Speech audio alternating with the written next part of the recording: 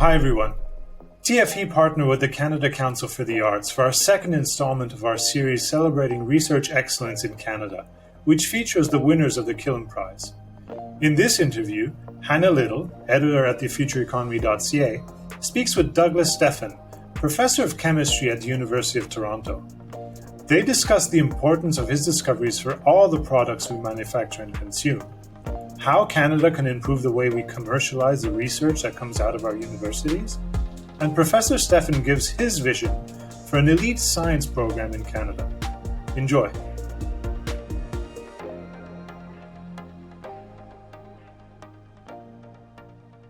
Thank you so much for being here. So you're one of 5 Killam Prize winners for 2021. Congratulations.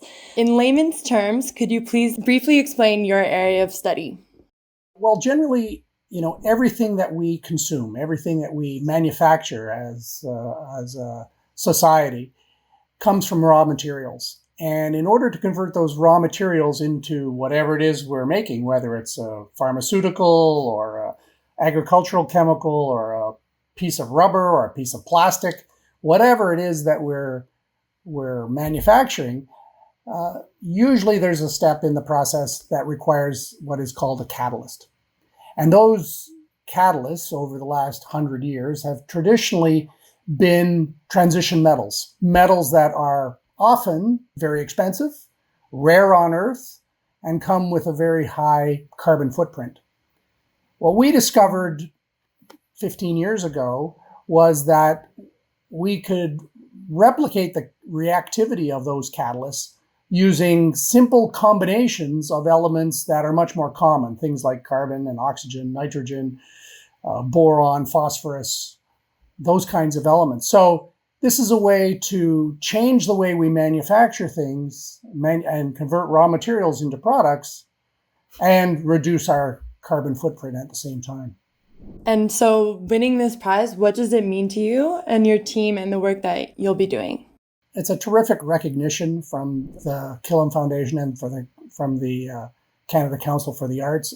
You look at the lists of former winners, and it's really quite humbling to be included among them, certainly. But from my perspective, it really is gratification for me to see the efforts of all of the students, the graduate students, the undergraduates, the volunteers, the visiting students, the postdoctoral fellows that have worked in my lab over the years, and they've worked so hard and been so innovative, and it's really a recognition of their efforts. So I'm very grateful that their efforts have been recognized in this fashion. How can Canada improve to see more commercialization of the research that's coming out of our universities? Because it is something that we've traditionally struggled with. So we're wondering your perspective on how we can strengthen that area of our economy.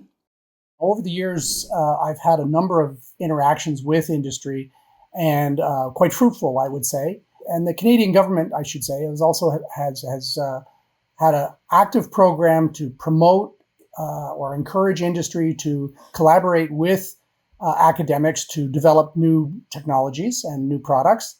That program was founded, 40 years ago or so. And what has changed really is the landscape of Canadian industry. Many of the companies that are large enough to invest in research are multinationals.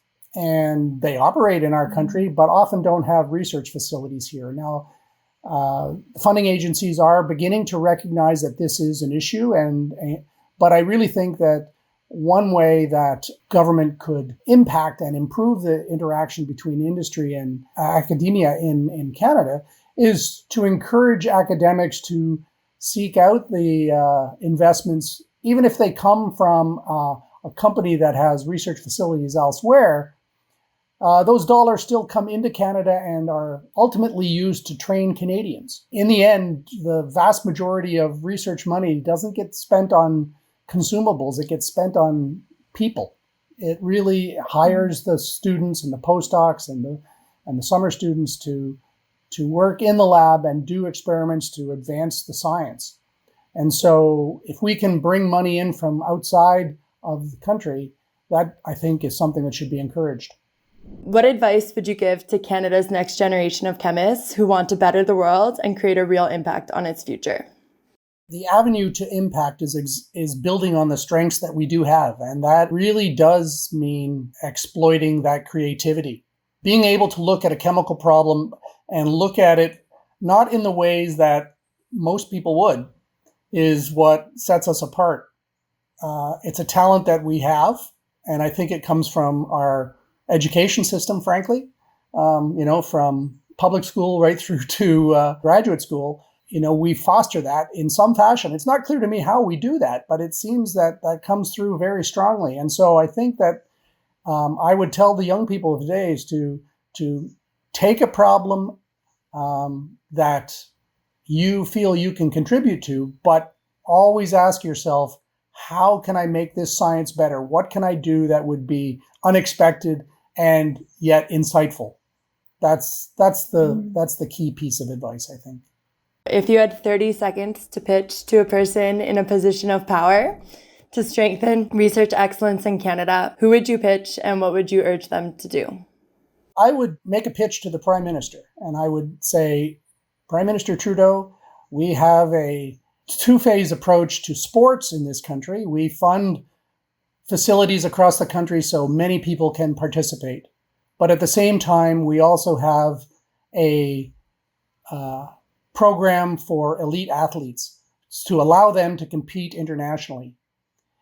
What we have in this country that is unique in science is a program that funds people across the country, and that's exceptional. But what we don't have is the next step. So we can bring young people along so that they're in a position to compete, but we don't have a program that would allow them the resources and the scale of operation to compete on an international level. So I would pitch for an elite science program.